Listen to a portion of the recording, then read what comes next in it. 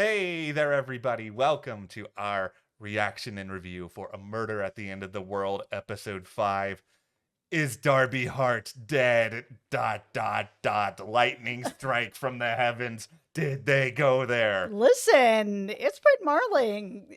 It's possible that they went there. That's one of the great things about this show is you really don't know what's going to happen because, the creators behind it take huge risks and they aren't afraid to do something like this. So going into this episode, I was like, never know, Yeah. whatever. By the time we got to the end of this episode, I was like, oh my God, they did it. Okay, I feel like there's a good chance that she makes it through, but really this is the Yes. this is the question that still boggles my mind is how do you make this happen and have it be realistic? Because Darby can't just like magically find a hole in the bottom of the pool that she like Yes. swims out of and it is safe. So it is quite the corner that they've written themselves that they've been into, Mhm. and they got to find a way to get out. I'm excited to see how Yeah. they do that. Yeah, especially with all the stakes that are on top of Darby when this happened to her, because we all know that she's battling this concussion. She's been drinking, she's been taking drugs, like going underwater for as long as she has been. With all of those other elements, what happens to her? It's a question that is going to make a very interesting like last couple of episodes here, because if you are the killer, tied to the killer, you just don't want the truth to come out. Are you just going to be like, look at all these things that have happened to Darby over this past little while. Do you really want to take her seriously? Like it would be so annoying if the show does that. I'm just saying anything could be possible. That's a big part of the fun with this show. What is Yeah, actually possible yeah, within Brit and Sal's mind here? absolutely. Okay, well, we have so much more to get into, but we also have weekly live streams all about A Murder at the End of the World Yeah. at our Patreon, which is just a source of great fun and merriment and theories, and we hope you guys join us. We have so much fun there every week. We absolutely do. And thank you to everyone who has joined our Patreon. It helps us to be able to continue to create videos here on YouTube, which is something that we really Yeah. love doing and chatting with all of you. Okay, let's just like Kool-Aid Man smash through the wall here Okay. because I'm gonna do this with the theory. Theory. All right. I have my tinfoil hat on. Let's go. What's your theory? Oh yeah, Todd is the killer. Okay, this is the real thing here is that I was able to be a little bit more consistent with the theorying over on Only Murders in the Building, even though I did flip flop there as well during season 3. But we don't have to talk about that right now. Mhm. See, with this show, because we haven't seen Brit and Zal do a show like this, Mhm. I don't really know what they're trying to say. I don't know what sort of message they're trying to pull. I Mhm. have been on and off like a pancake on the griddle when it comes to Lee being the killer. And Mhm. now I'm sitting here after episode 5 being like, okay, it's too obvious. There's too many clues. There's the mysterious passport. There's the false name Mhm. Marie Larson. There's the black wig. There's too much. So let's all take a step back here. Let's Kool-Aid Man go out of the room for All a right. moment All here. right. Who would know a lot of the stuff that Andy and Lee would know? Yeah, that's the thing. Like, Andy learned that the Wall Street Journal knows what's happening up there. So Yeah. somebody leaked it. Who are the people that would have been able to leak it? Because everybody's phone's been taken, everybody's laptop's been taken. Yeah. So that only leaves a few suspects out there. It's Andy, Lee, Eva, Todd. That's it. So that folds into your Todd theory. Yes. But then there's also something else that Andy says that also folds into your Todd theory, which is when they're talking about the system, the camera system, where they're like, oh, yeah, it covers everything. But there's like this 1 minute where the system backs up and the killer knew exactly when that was. So who would know this? Andy, Lee, Todd, Eva, or one of them told somebody about it. But those are the 4 people. Todd, more than anybody else in the world of this show, he would study this security footage with a fine-toothed comb. He's the head of security. Like, he knows when people are going to be in certain places, why they're going to be in certain places. Obviously, the 11:59 part is a very big part of this. Like, the only real question that I have with Todd at this point is why would he do this unless he actually thinks on some level that he is helping Andy and Lee, as weird as this would seem, but he's noted that he would be loyal to the family no matter what it is. Mhm. And if he thinks that they are too much down this rabbit hole with what they are doing, and we have learned in this episode that by golly, they have a lot going on here, he may think on some level that he is actually saving them. And it wouldn't surprise me if the creative team that also did the OA would do something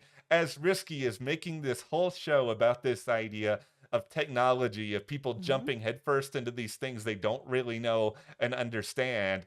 And then there's this other guy who's just like, I know all you on a personal level. I'm going to forcibly tug of war, pull you back into the reality by killing all these people to make sure your dream slash nightmare doesn't happen. Yeah. Or, if he's protecting, I mean, then that would also make sense that maybe Eva's part of it as well. I mean, she did say that what killed Bill was taken from the cabinet that she's the person who knows the code to. And she's just like, oh, it was, robbed. It's like, okay, sure, it's been robbed. And what was happening with Rohan and the pacemaker? Oh, somebody plugged it in. I don't know who. It's like, okay, stop. Like, you also have access to that. You are the doctor that is here at this facility. Yeah, it just feels like we can all probably rule out Andy at this point. I think he gave enough information away in this episode that unless he is pulling like the biggest like double con job of all time here. There is something very weird, and I'm not saying that he's the killer, but there is definitely something weird with Lee and Andy with everything that was revealed, where he's just like, basically like, yeah, I knew that Zoomer wasn't mine. I've known since I'm 19 I'm unable to have kids. So like, I don't have a problem with that. It's fine. But then, Darby ends up telling Lee that she went to Lee's husband and told him this information. Of course, she reacts really badly to it.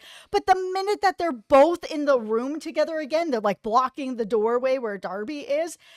They're acting like real weird, like sleep upside down weird. Like they are very, very strange where they're talking to each other like they don't both know this really important piece of information that they're both just like, business as usual. It's like, what is happening here? This moves me into the other reason why I think Lee may be the killer here. Just not Lee, sorry, why Todd may be the killer. It's just because these two, and Andy and Lee, for people who are as smart as they apparently seem to be, they are both like on another planet when it comes to like actual social interaction. It would not surprise me whatsoever that Todd could get one over on them, given the idea that apparently Andy has kept this secret from Lee pretty much forever. Lee's got a wig and a passport with another name on it, and Andy is just like totally blindsided by the. You two don't know anything about each other. It's more than fine that somebody else is going to arrange a murder plot behind your back and you're not going to know. And they don't seem to want to know. I mean, Darby tried to tell Andy, listen, Lee's got another passport. Like, she hid this thing about Bill, Zoomer, everything that's going on. He was just like, you've hit your head a little too hard. You just need to go lie down. Like, he does not want to hear it. And it feels to me that it could still be part of what my theory is. And I've been like dying on this hill that Zoomer is part human, part sort of AI or tech or something that's under Andy's umbrella that he's been working with him or on him, something that's not above board. He made this comment where, he was talking about Bill and that, Bill provided the hardware and I provided the software, meaning like, he was able to be the biological father, but I'm the father. Like I've given the emotional software, but that could also be a double meaning where he's straight up telling the audience, I provided software, which is what when I heard him say that, I was like, I get that he's in tech and he's making this comment, but this show is really clever. So he could be straight up telling her what's going on without her being able to actually figure it out. Because like, listen, Darby's not making all the greatest decisions at this moment. Like I said, her mind is not where it should be because her getting that message, that Morse code message where it's kind of like, oh, meet me at the pool. I know why Bill called David, meet me at this pool. She tells nobody and goes there by herself, decides to like, strip down and start just go for a swim. Didn't make any sense to me. It's like having a vampire store that's Yeah. only open during the day. I was just like, why are you doing this? Like, that somebody is killing people. They sat on your back and threatened you and told you that they're going to kill you if you keep doing this. And you're like, in the dark, down to the pool by yourself. You're not going to tell anybody. I'm just like, I understand that she's hit her head and there's some other things that are going on, but the show has really portrayed her as someone who is very smart, thinks ahead, a lot of steps. I was just like, why wouldn't she have said anything to anybody? This is probably, in my opinion, the biggest misstep of the show so far. And I think this has been an incredible show, but it's just very hard to justify creatively that Darby would do this. I think there's the part of telling somebody, like, that's a part of it. The part that just struck to me, I mean, you've already mentioned, is just, why are you getting in the pool? Just don't get in the pool. Put yourself in a spot where you can run away if you need to run away.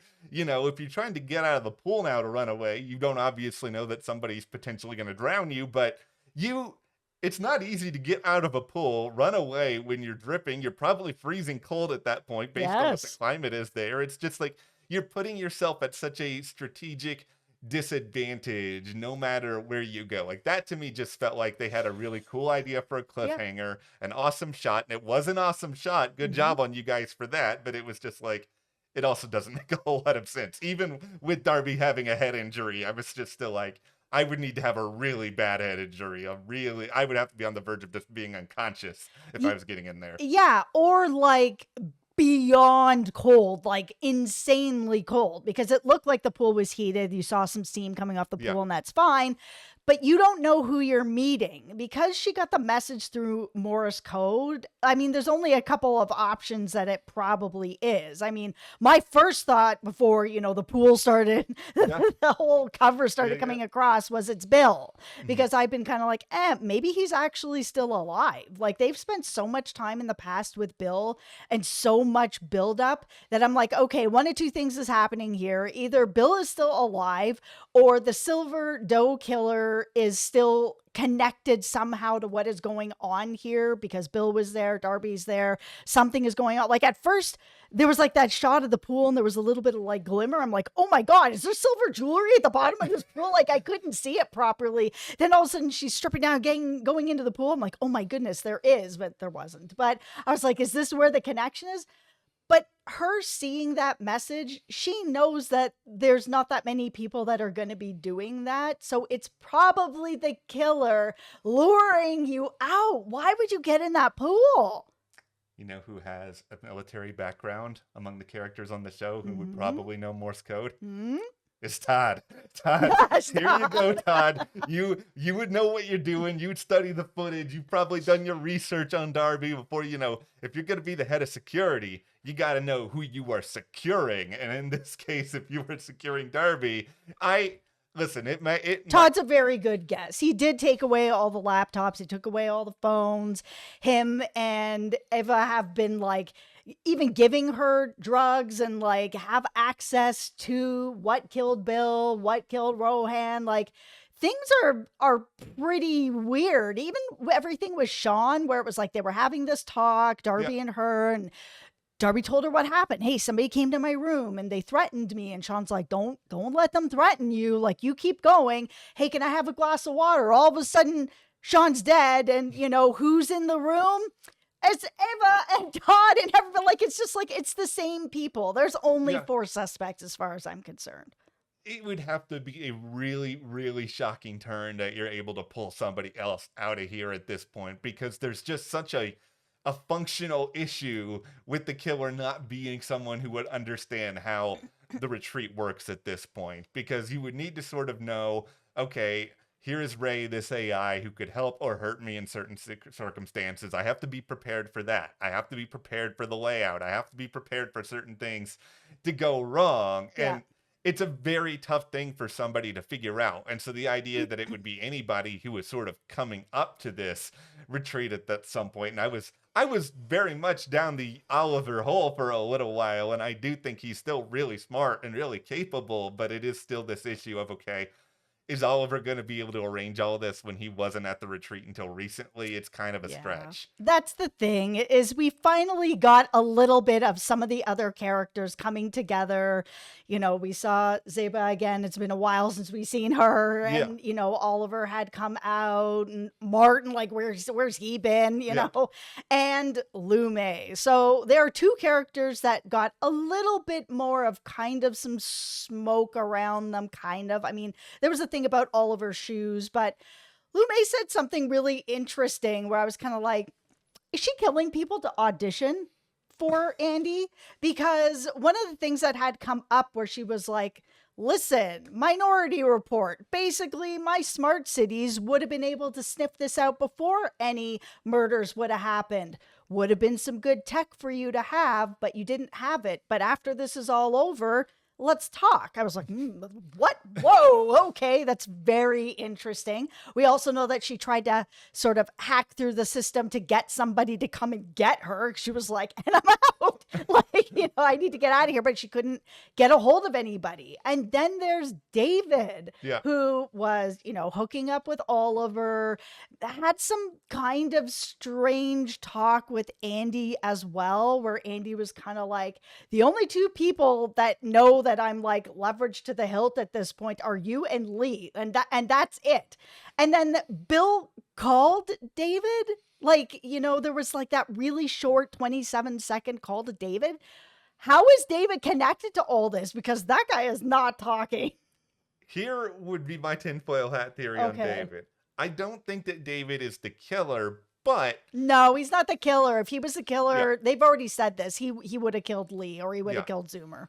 I think what David sees, though, is he probably sees that if Rome is burning, and by Rome I mean the Andy Ronson Empire here, who can step in on the horse to save the day and in turn inherit a lot of the money, success, power that's coming in? I think he sees this now as this opportunity where he can try to find a way to sort of snake Andy and try to find a way to get some sort of equity or responsibility or just something back for him that he can be even more successful. Because there's one thing that we have learned about Raul Esparza's character so far is that this is not a man of ethics. This is not a man who's going to make nice, happy, moral decisions. The idea of him going up to this retreat, seeing that people are being killed, I kind of feel like somehow that he might have been the person who got the reporters involved. I don't know how he got access to the communication, but he seems to me the kind of person who would be cutthroat enough to do something like that because he thinks it's going to benefit him.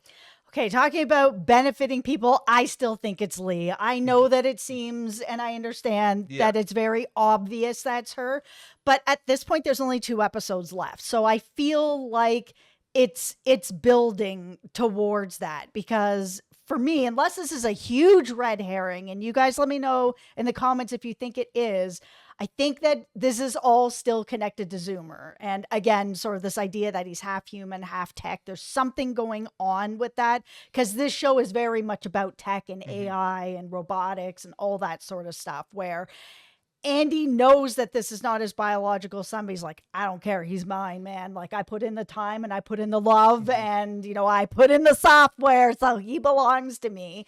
And we also learned that Zoomer has a trust that makes like hundreds of thousands of dollars a day. And that as long as Lee stays, she has access to that trust. And it sounds like if she leaves with her like fake passports or whatever, it's gone, and she doesn't have access to that, and it sounds like she does not have access to Zoomer anymore either. I think what can really make the Lee theory still work here is just there's a lot of question marks still about the why and the how. If they can really spend a couple of episodes digging into all of that, you can get your big jaw-dropping reveal from that. Like, it doesn't necessarily have to be a whodunit in the sense of like, oh, I can't believe they did this. Because if you're doing a reveal like that in the final 10 minutes of the finale, like let's say that if Todd is the killer and they don't reveal it until then, I don't think there's enough time to explain that in a way that's really emotionally satisfying. And you have to find a way to reveal the killer while at the same time explaining why the killer did that. And that's why, with Lee, with Brett Marling, like, she's obviously going to make sure that there's enough material behind her character because she's playing Lee. She's got to be able to sort of understand her motivation. So it's a really good argument for Lee in that in these next couple of episodes, we can see kind of all of that unravel. The biggest thing that I took away from this episode was Andy talking about the idea that Bill got caught up in figuring something out.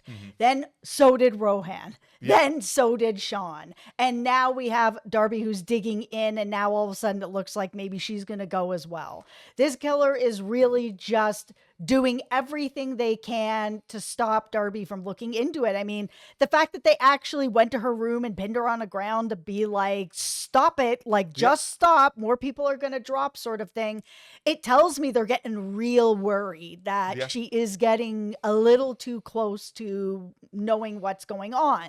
And what happened before that, she was with Lee and Andy and exposing some secrets that Lee did not want out there, like about Zoomer. So, I mean, it really feels like to me that it is Lee, but that, yeah, you're right. It's not necessarily about the reveal of like, oh my goodness, I can't believe it's Lee. It's more of, why is she doing this? Like, what is it that she could be doing? Like, what could be happening to her? It's either an emotional reason, a financial reason, or a reason about something that's just bigger for the sake of the world. Like, because there's a lot of this on this show at this point, this idea of everything I'm doing, it is for future generations. I'm a long gamist. I'm sitting here sort of, and that's what Andy is basically trying to explain to everyone. And he's let's just be real. He's created the Apple TV Plus show Silo with what he has done now at this point, where he's just like, we've got this big underground thing. We're going to test everybody out. We are all going to plan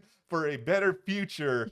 What if this better future is really, really bad? What if somebody else has a very different view of the long game? That's why I think Todd could be interesting if Todd sort of sees some flaws in this plan and is trying to go in another direction. But I think whatever the reasoning is, I think tech is obviously going to play a role in it. And that's something we're going to see probably play out over these next couple of episodes. And beyond all of that, I still hope on some level that there's a connection between the past and the present. And this is the only way I can justify what I'm about to say. Okay. They got the wrong Silver Doe killer in the past. They never found the right Silver Doe killer. The real Silver Doe killer is either in the present with them, which may be too convenient, or knows the real killer in the present. And there's a unique way to sort of tie them together. Maybe some people would hate that. Maybe it just needs to be more of a thematic tie. It's just, I want a little bit more of a connection than I'm getting. Maybe the Silver Doe killer and the killer now is Todd. Todd, because Todd was at her reading at the very beginning of all this. This is true. And, it's all coming full circle.